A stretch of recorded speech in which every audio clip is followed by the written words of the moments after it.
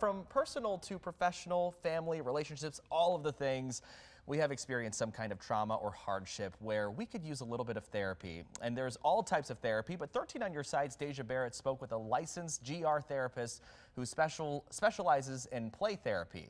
Take a watch. What we're seeing culturally here, West Michigan, Grand Rapids, Michigan, in our country, is a lack of access to play in general. And when people can access play and therapy, a Grand Rapids therapist says that's when true healing takes place through play therapy.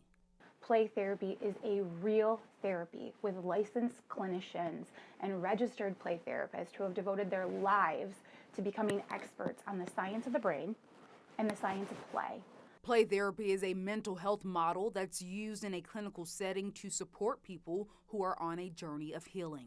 Jacqueline Scherer founded the PlaygroundGR, a local nonprofit that provides free play therapy and play-based strategies to help people of all ages. We are inviting people to learn to express themselves through tools. So we are opening up that limbic, we are using tactile work, we are using sensory-based work, and we are teaching people how to use their hands and tools, which in a non-play therapy world often are called toys, to express themselves, to share their story, to begin learning how to communicate authentically. Research shows that play therapy is one of the best therapeutic models for healing, trauma, and supporting crisis. In addition to treating hundreds of children herself through play-based therapies, Jacqueline says this resource isn't accessible to all. And those groups of people tend to be people who have a lower socioeconomic class. They tend to be families and community members who are part of the BIPOC community. They tend to be people who have a large amount of crises experiences but don't have accessibility to a vehicle. They tend to be people who are uninsured or people who have Medicare or Medicaid. And they tend to be people who have experienced a large level of traumas. What does that mean to me? It means to me the community that I love and the people I work with the most are the least likely to be able to access the therapy I believe in the most. And so we had to change that. And our community came together and created the PlaygroundGR to be the beginning of play therapy accessibility for all. The curriculum for play therapy through the PlaygroundGR is used through partnerships with community organizations and area schools. I believe wholeheartedly in therapy, social emotional health, and mental health supports for everyone.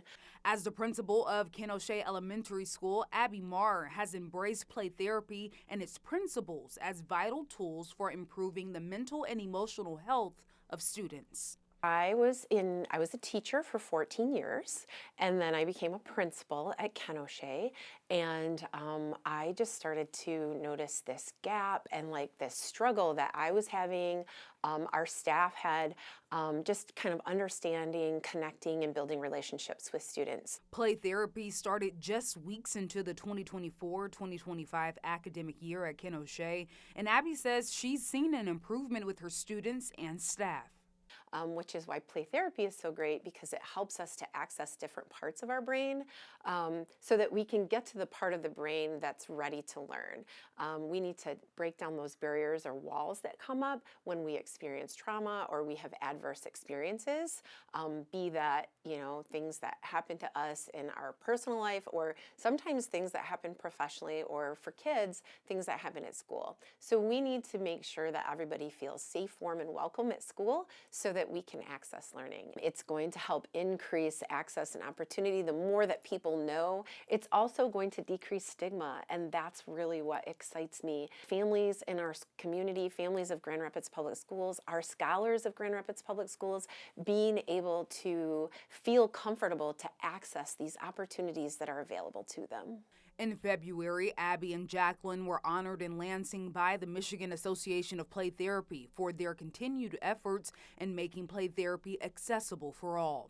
Jacqueline was awarded Play Therapist of the Year, and Abby the Friend of Play Award.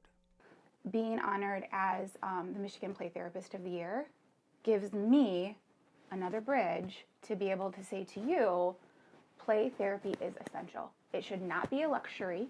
It should not be something that's difficult to obtain. play therapy should be available to every single family living in our downtown community with ease. Awards are like exciting, but I'm more excited about the work that we're doing and just the awareness that this is going to bring for our community. Both Abby and Jacqueline say they want to continue spreading the word about how effective play therapy can be in helping children to heal from grief and trauma, and also how it promotes strong coping skills and emotional health. And so truly what we believe is play heals and play therapy heals. And we're just here to make sure everyone in the city has access. That's pretty cool. Not many people think that playing is a form of therapy. No. But it is. Yeah. It really is. I mean, especially, even for us, like at our age as adults, you know, it is still therapy. At our big grown age, know. that particular therapy works for us, and they do specialize. I mean, these ladies are absolutely amazing, and they specialize in this form and type of therapy for adults, of course children, but for adults it definitely does something just for us. I mean, mind you, we did that interview sitting on massive beanbags. How did you feel after? I mean, Listen, I was ready to tell her my deepest, darkest secrets. I was ready.